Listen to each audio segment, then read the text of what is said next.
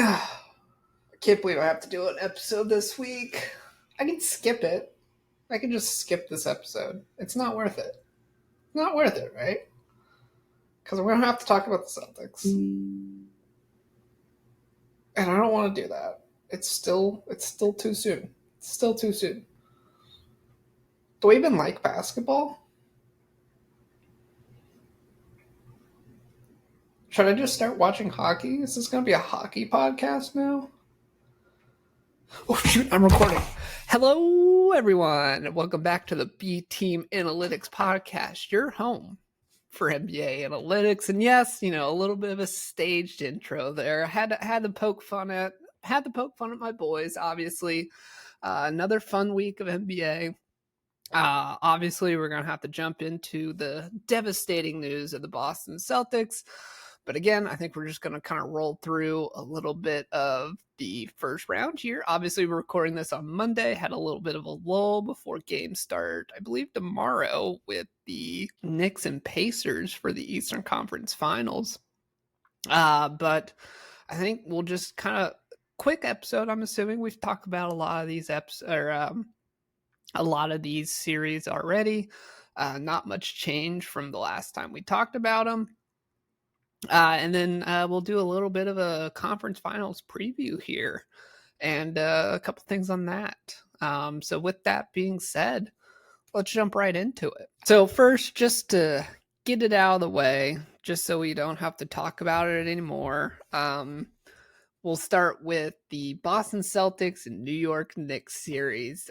Obviously, the New York Knicks won the series 4-2 with a decisive Game 6 blowout win at Madison Square Garden. It's so hard to talk about this. I'm sorry. The bias is coming out strong here. This game, so to start with, the devastating news we have to talk about. Jason Tatum blowing out his Achilles in Game 4 in a 121-113 loss, another blown lead for the Celtics. By that point of the game, Celtics already blew the lead. It was like a 9-point game when it happened, so you really can't blame the loss on the injury.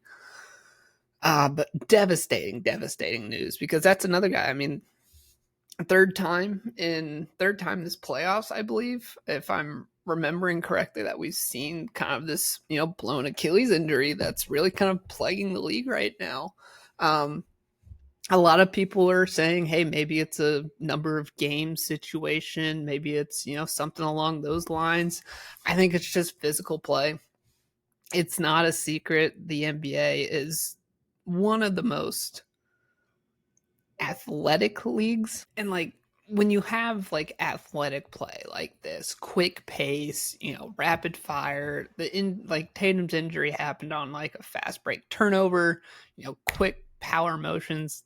Injuries like this are going to happen. It's just inevitable to happen, sort of thing.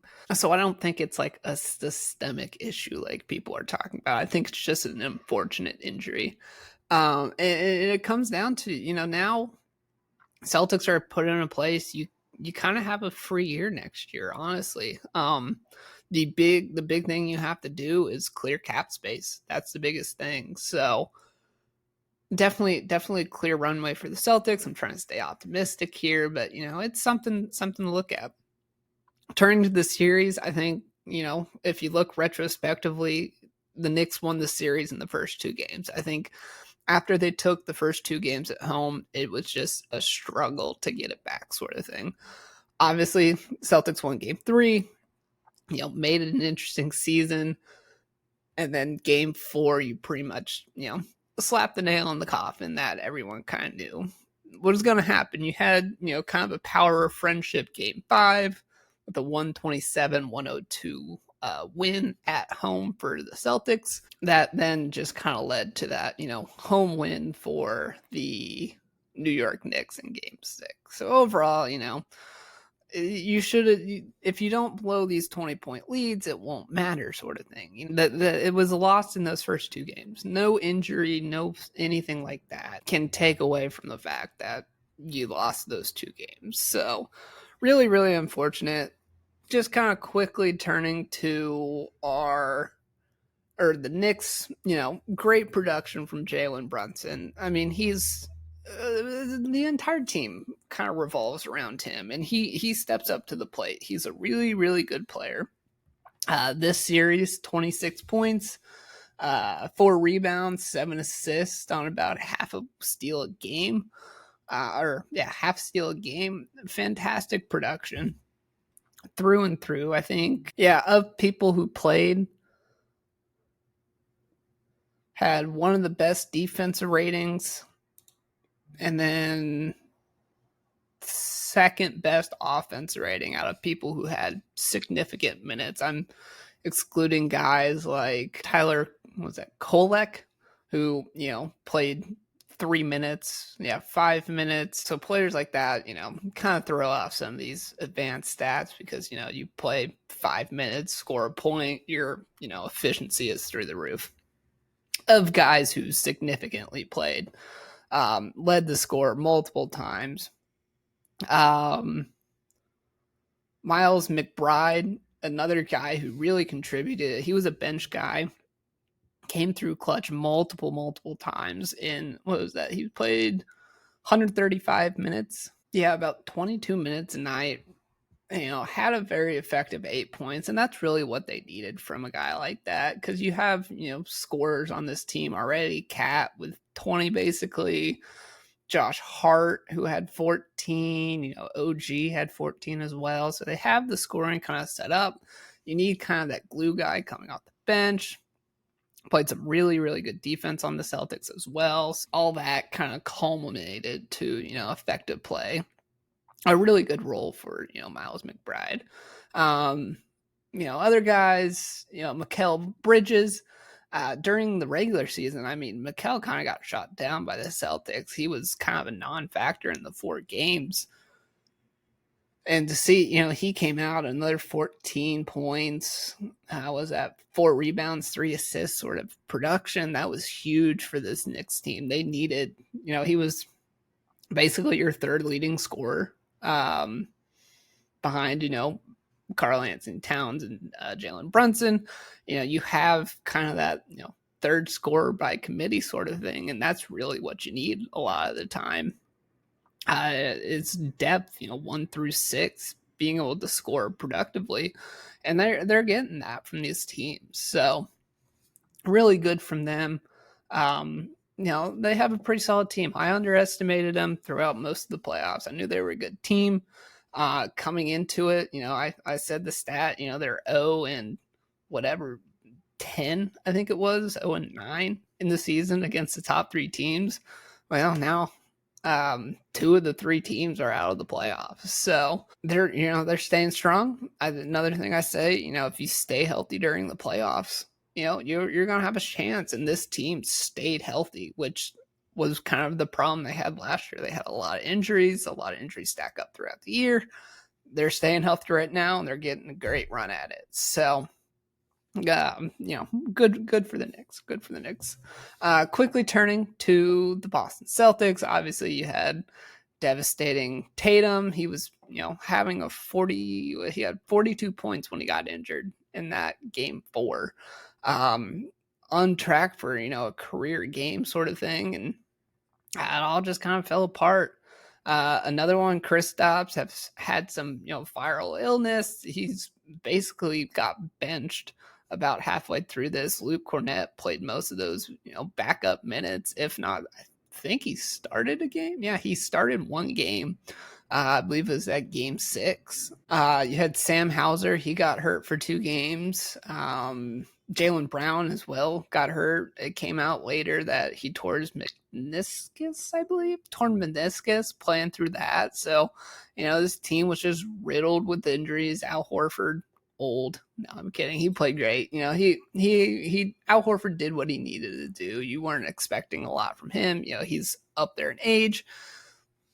He played a decent, 31 minutes a game. He's trying to contribute, not super effective. 8 points, 5 rebounds, 3 assists, but definitely more of a momentum guy. Came in, kind of slowed the guys down a little bit. So that helped a little bit. But overall, injuries were the story, and it's hard to say like, oh, injuries are why we lost. No, it's not. We blew those 2 leads when we should have won. So if you want to point to anything, fine. Yes, injuries hurt. You know, don't lose game 1 and 2 at home, and you'll be fine, sort of thing. So overall, really disappointing season. To look ahead to the Celtics team for going forward, what can you expect? They're one of the highest paid teams right now. I think they're 220 million. I think the second apron is like 190 million. So your goal number 1 is to get under the apron. At least get back in the luxury tax. You can pay the taxes, fine, but you have to get under the apron. So, in my eyes, and this is me being kind of a biased Celtics fan, Jaylen Brown is untouchable, especially with Tatum hurt next year. You have to have some guy out there. Was a little hot and cold this year, but once he kind of turned it on, he was great for this team. And the final untouchable, I think, has to be Peyton Pritchard, your 6th man of the year. He could easily step into a starting point guard role. And I think especially with Brown, you need kind of a pure point guard. And I think Pritchard can be that kind of point guard for you. So those, I think, are the 3 untouchables. Obviously, Tatum as well. You don't trade. We're not the Mavericks. We won't trade our franchise player like that. Everyone else, I think, is on the board. I think Porzingis is gone, definitely. He won't be around this time next year, I don't think. Al Horford, he has about 1 more year on his deal. I think he might retire this summer, unfortunately, which would be really sad. But he had a really great career, so it's hard to say this is not the perfect time for him to retire, sort of thing. Drew Holiday, 50-50. I think he'll probably be a piece that you have to trade. That's $30 million off your book there. And then from down the list, I think Cornette, his deal's up. I think you got to resign him. See if you can maybe take a discount to help out the cause a little bit, but that's definitely a big resign. Because if you do trade Porzingis, you have Kata coming up there. You have Luke coming up there as well. I think you're pretty set on that center position with those 2. So those are my thoughts on the Boston Celtics. Disappointing year, but there's always 2020. The next year's 25, 26. There's always 2027. So we'll get back. I'm pretty confident about that. We'll be back in the fold here pretty soon. So next up, let's move on to the next series. We will stay in the Eastern Conference. Indiana, Cleveland. This was a 4-1 victory for Indiana. And the most I can say, we'll keep this pretty high level because we talked a lot about this series last time. And, not much changed in that aspect. But Indiana just steamrolled this Cleveland team. Cleveland did have some injuries, and again, another case of, if you stay healthy, you'll have a shot. This Indiana team as well, stayed healthy. They're staying healthy. They beat, a really good Cleveland team here because, they did have a couple pieces gone most of the time. Darius Garland, DeAndre Hunter, those guys were injured 1-2 games. Ended up winning the series, and it was in commanding fashion. So game 4, we didn't talk. I think we didn't talk about game 4. Game 4 was a beatdown, 129-109 victory on the road in Cleveland. And then for my mistake, that game was in Indiana. So Indiana won in Indiana. 129-109.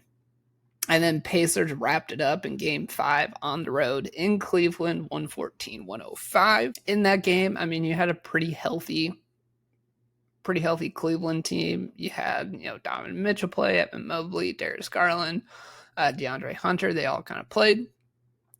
Very, very inefficient from guys like Max Strus, kind of your fifth guy sort of thing, but he needed to have a pretty good night to have a chance. 0 points.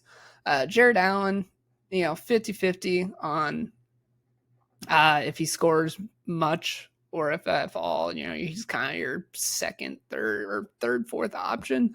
9 points. Donovan Mitchell wasn't going down without a fight. He had 35 points, 9 rebounds, 1 assist, 4 steals. So he was going out swinging. He wasn't going to lose on that. Evan Mobley, 24 points, and Darius Garland with 11. So pretty low scoring through and through. Dean Wade, my boy, K-State, passed him in the hallways a couple times at K-State. So that's my claim to fame. But 4 points, and then finished out. Ty Jerome played a little bit more of those kind of garbage time minutes, had 8 points as well. So overall, pretty disappointing game 5 for them. Same thing over here. Tyrese Halliburton had 31 points. Entire starting 5 had double digits. Pascal Siakam with 21. Andrew Nembhard with 18. Miles Turner, 10 points, 7 rebounds. So 4 blocks. Oh, I didn't even see that. 4 blocks. So, doing it top to bottom. And I've said it before, and I'll say it again. I really like this Indiana team. They play just cohesive basketball. It is just a one mentality basketball game. They're clicking from start to end. They're clicking with each other, and it's just fun basketball to watch. And I eat it up. That's kind of the basketball I love watching.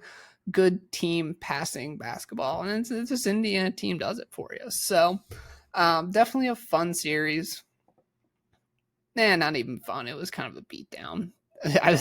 Indiana won 2 in Cleveland. Same situation. I mean, you basically lost this series after you lost 2 in Cleveland. Indiana just had to win 1 at home, and you're set.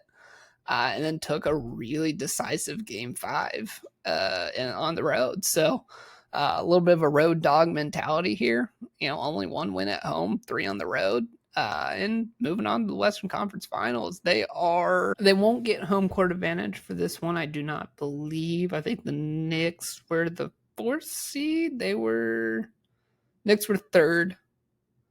Yeah, Knicks were 3rd. Pacers were 4th. So not home court advantage. Knicks getting home court advantage on that one. Yeah. Let's go ahead. Let's talk about series preview here for the Eastern Conference Finals. Obviously, we've talked about it here. It's going to be Indiana versus the Knicks. I think this is going to be a really good matched up game. Both teams really having, a more small ball focused lineup.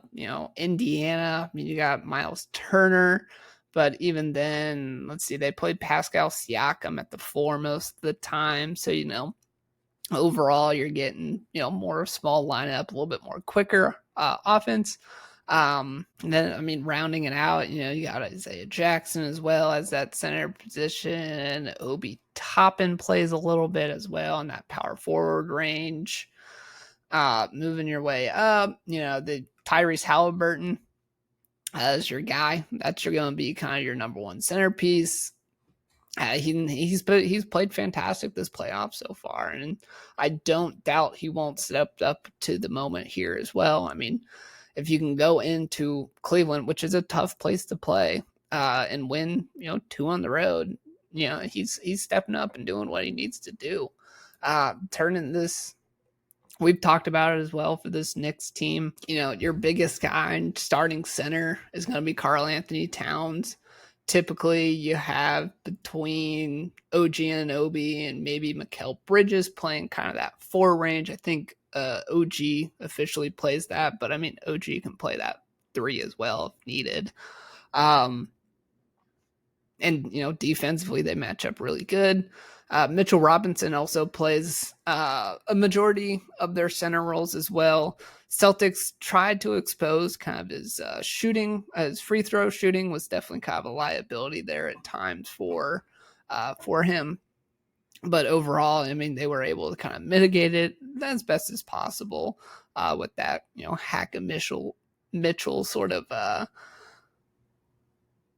play there. So overall, I mean, it's going to be pretty tightly matched 1 through 4 or 1 through 5 at least starting lineup. I think you got a great matchup with the Jalen Brunson and Tyrese Halliburton. I'm assuming they'll probably play those pretty straight up. Karl Anthony Towns and Miles Teller as well. That's another great matchup. Pretty even. I mean, honestly, it's pretty split down the line between those two. I think Cat is a little bit more of a superstar player than Miles Turner, but Miles Turner, I think, has a really good defensive play presence that I think is going to shut Cat down a little bit. So really, who can step up after that? I think this is going to be a pretty big Mikal Bridges series. I think he has a pretty good matchup when going against someone like he's going to probably go up against maybe Andrew Neesmith, Benedict Matthews, maybe Pascal Siakam potentially. I think, but they would probably put Aaron Neesmith on him probably for the matchup on that end. That's a winnable matchup for Mikal Bridges. I think if he can really kind of pop off, I think he really helps this Knicks team out a lot. So I think it's going to come down to the matchups, and if either team can win their matchup, I think that's going to be the key to the series. And the other end of it, stay healthy. Both these teams have been very, very healthy through these playoffs.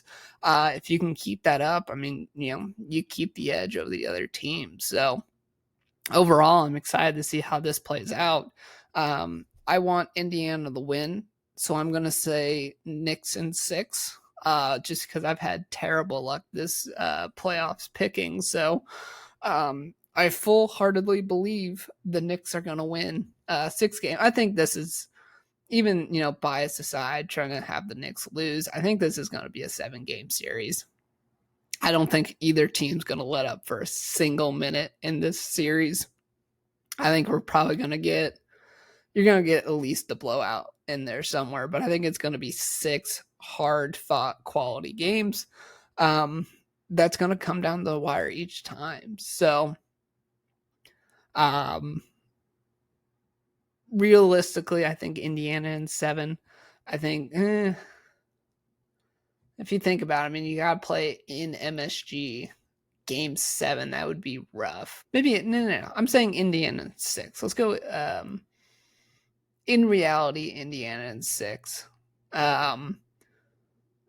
For the biased, this is what I'm officially putting out. I'm saying Knicks in 7, so the Knicks can lose in 4 is the hope and goal here. So that is the Eastern Conference kind of wrapped up there. We can now jump to the Western Conference here. All right, jumping to the Western Conference, I think we'll quickly touch on Minnesota Timberwolves, Golden State. Really not a series here. The big news, no, we talked about it. Curry got hurt game 2. Curry got hurt. It kind of went downhill from there. Jimmy Butler played great in those last couple games, but in the final kind of closeout game, really didn't have an on fire sort of game. They ended up losing 121 to 110 in that game 5, and like the leading scorer of that game was Brendan Kuminga. Brendan, I always say this wrong. Brendan Pazinski. 28 points. Jimmy Butler was 17. Draymond Green with 10. Overall, just kind of disappointing play through and through. Jonathan Kuminga as well, 26 points. So, your leading guy is really not doing much out there for the team. And, main reason why they kind of lost, you needed one more guy, maybe one of the best point guards in our generation. Maybe I think this team could have won. But, Curry was hurt. So overall, kind of a boring series. Minnesota took care. Minnesota's doing what they need to do, and taking care of business. And that's all we really need to talk about this series is, Minnesota taking care of business. They're doing what they need to do. They're staying strong. They're staying healthy, and they're winning their games. So I think we'll move on from this one. We talked a lot about it last week about these two teams. So I really want to get into the Oklahoma City Thunder versus Denver Nuggets series. That was a fun series. Game 7 kind of series as well. I think last time we talked, we just wrapped up game 3, I believe. So up to this point, Denver had a 2-1 series lead. Oklahoma City came back in game 4, won a 92-87 victory. Game 5 was also an Oklahoma City Thunder victory, 112-105. And then the Thunder kind of came back, 119-107 win. That would be on the road, or at home, at home for game 6. And then game 7, Oklahoma City kind of closed it out, kind of a beatdown. Looking at this kind of game 7, I mean, this was kind of obviously the pivotal game is game 7. But I think this kind of more or less summed up the series pretty well. For Denver, the bench just kind of fell apart for them. Really, anyone but Jokic really had a good game. 20 points, 9 rebounds, 7 assists for Nikola Jokic. After that, Christian Brown with 19, Michael Porter Jr. with 6. Michael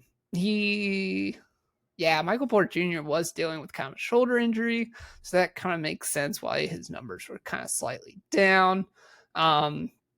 Westbrook having a Westbrook kind of game, 6 points, 5 rebounds, 2 assists, more or less ineffective through and through. Leading the team minus 34. That's awful. Murray as well, completely absent in this game. 13 points, was that 1 rebound, 1 assist, 3 steals, so doing something, but he was just non-existent in this game. Really kind of the exclamation point on this Denver series or Denver team as a whole. Without Jokic, this team is a 500 team at best, honestly. He's holding this team together, and the other funny part about this whole series is they haven't announced the MVP award yet. Typically it's around the second round playoff time. They haven't announced it for this exact reason, because the 2 MVPs were playing against each other. So that's a fun little knock in the series, especially if Jokic wins. Then you kind of look at it, you're like, well, SGA won the series. What's kind of happening here, sort of thing. So I think it's gonna go to the SGA, because there's no way you give it to Jokic after he lost in 7. So for this Oklahoma City Thunder team, you're still led by Shea, taking 9 free throws, foul baiting. This is biased. I don't like Shea's game. It is. I mean, a lot of people online are quite exaggerated on the foul baiting he does, but it does get aggressive at times. I think a lot of his game relies on, quick drives, try to draw as much contact as possible, and then, go up with the ball. I don't really like that kind of play. It's just kind of a personal thing to me. I do like, the hard drives, but on top of those hard drives, he's doing kind of these like little twitch things as well. Just go up strong with the ball, and you're gonna make it 70% of the time if you're that good. So that's my little rant on Shea. He's a fantastic player. He's probably gonna win MVP, but I don't like the style of play. So I just had to say that. I'm a respective media member. I'm now at one of my 15 episodes of a podcast that gives me the right to at least give my opinion on a couple players. So along with that, Jalen Williams also having a really good series. Honestly, good year through and through. 24 points, 5 rebounds, 7 assists. Really kind of taking that second scoring option. I would have thought maybe a guy like Chet Holmgren would have taken that. But easily, Jalen Williams is taking that second spot for him. Along with that, Isaiah Hartenstein's playing really good. Same with Caruso. You got, I would say, 1 through I would go down to Aaron Wiggins, 1 through 7, key contributing players for you. And I think that's a good winning formula for you right there, especially when you have, a guy easily scoring 30 points a game. The rest of the guys don't need, 30-point games. They need something more along the lines of, 15, 20, and that's kind of what they're putting up. So, wouldn't say I'm high. I'm not high on this Oklahoma City Thunder team to win it all, but this team has everything it takes to win it. It goes to the experience. I mean, I'm looking at this right now, average age of 24.6. I am older than the average age of this team right now. So definitely interesting to see what it comes down to, especially now that we get down to it. I think if you look at, the best player on each team, they're all under, I think it's 27. Jalen Brunson's the oldest at 26, I believe, if I'm thinking that correctly. So it's a very young sort of conference finals here. I think that bodes well for a team like Oklahoma City, the Oklahoma City Thunder here. Before we move to the Western Conference Championship, I really want to talk about this Denver team, at least going forward in the future, because you're at a really, really big crossroads here of what you really kind of want to do in the future. You just fired your head coach. You just fired your GM. Obviously, you just lost a game 7, a day ago, less than 24 hours. So I don't expect a coaching announcement for the next couple days or so, maybe a week. So, you don't have a solidified coach. I'm assuming they'll probably just go with the interim they have in there now. I think he's a really good coach. Especially for someone like Jokic, you need someone strong. I wouldn't say stronger, but you need someone who can control Jokic.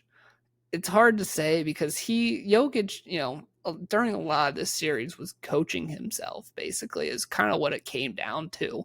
And I think especially in this kind of coaching role, I think you need someone who can kind of take away some of that sort of coaching from Jokic so Jokic can, focus on playing because, that's what he gets paid to do. So I think if you look for anyone, try to look for something like that. As far as players, this team has a really, really good team, a really good chemistry is what I'm finding. A lot of these guys like each other. They like playing with each other. So it's definitely a good little bond there. I think opposed from Jokic, I think Jokic would be your only true untouchable on this team going into the offseason. I think, Christian Brown may be another untouchable along with Michael Porter Jr. potentially. Maybe your 3 untouchables. Potentially. I mean, if Michael Porter Jr. wasn't hurt, I think he plays a lot better than he did. But, finished game 7 with 6 points, and I think a lot of that had to do with shoulder injury. I think Aaron Gordon might be out of here. I think he's going to get traded for some good pieces. Jamal Murray, 50-50. I think you can get something pretty good for him in return, whether that's draft picked, if you want to maybe go into a rebuild. Maybe, a superstar player play it. You can pair him with Giannis. Giannis is an option. I think you have enough pieces on this team to give Milwaukee a really good trade offer. But, even then, it'd be kind of hard to ship him off. I think he's making Supermax. Let me double check. Yeah, $33 million a year this year. And yeah, it only gets bigger. 36 this year, 46 next year, 50 the year after that. So a pretty big contract to kind of keep on your books. Potentially you can get maybe a cheaper all-star potentially to kind of round out that. But even then, you have a pretty cheap roster as it is. But overall, you're in a crossroads basically right now. Do you want to blow up this team and restart around Jokic? Or restart. I mean, you're building around Jokic no matter what. Do you blow it up and see what happens, or do you just do you kind of like tweak and upgrade? I think they could tweak and upgrade. I think this team is good enough where if you upgrade maybe some of your bench roles, maybe get maybe another small forward to take a load off of maybe Aaron Gordon, upgrade that Aaron Gordon sort of position. I think that's a good play for him. But, on the other end, you could say blow up the team, get some picks, maybe waste a year of Jokic. I mean, he's 30-ish right now. Yeah, he'll be turning 30 next year, so you maybe have hard to say 3-4 more years of really good Jokic play potentially. I mean, you get him into his 35, potentially pretty good till 35-ish. So you would have to do a really quick rebuild. So even then, I mean, tooling and upgrade might be the play for you here. So definitely something fun to look at for this offseason, especially once they get in a new GM. What's kind of the philosophy he's going to take there as well. So with that being said, I think we can turn to the Eastern Conference or Western Conference review or finals review. Alrighty, so Oklahoma City versus Minnesota Timberwolves. This is going to be a fun series. I think this is going to be the better of the two series. When you look at it top to bottom, you have the size advantage towards Minnesota. You do.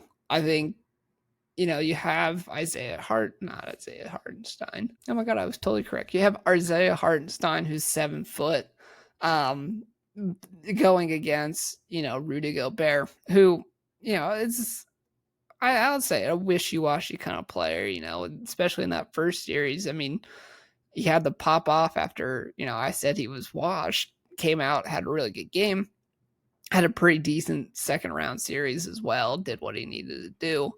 I think Rudy is going to be better than Isaiah Hartenstein. I think that's a fact. If Rudy can play better than him, I think that gives this team a leg up on any other team. You have Chet Holmgren out there as well. I don't think you should play him on Rudy. I think someone maybe like a Nas Reed could play him pretty close. I mean, you're going to have a pretty good size disadvantage on that. But I think he's going to be a little bit quicker than Rudy could be against Chet Holmgren, because Chet Holmgren's, I think, going to put him in a blender if he tries. So then, I mean, you have the matchup Shea versus Anthony Edwards. Anthony Edwards takes pride in these matchups. He loves killing off, top dogs like this. And I think he's gonna pop off for something big here. And I think, especially coming down the stretch, maybe of a late game, Anthony Edwards is going to step up to the plate and try to bat this out of bat a home run sort of thing. So definitely a matchup to look out for top to bottom. And then even then for Minnesota's bench, I think the bench matchup in this is going to be really, that's kind of interesting, because you have, for Oklahoma City, you have Caruso coming off the bench. He's playing a 6-man role, playing, a lot more minutes most of the time. Pretty split between him and Lou Dort on who gets the closing minutes. But you have him coming off the bench, Aaron Wiggins coming off the bench, and then finally, I think you round out with Carson Wallace as that 8th guy as well, getting a few minutes. Looking towards the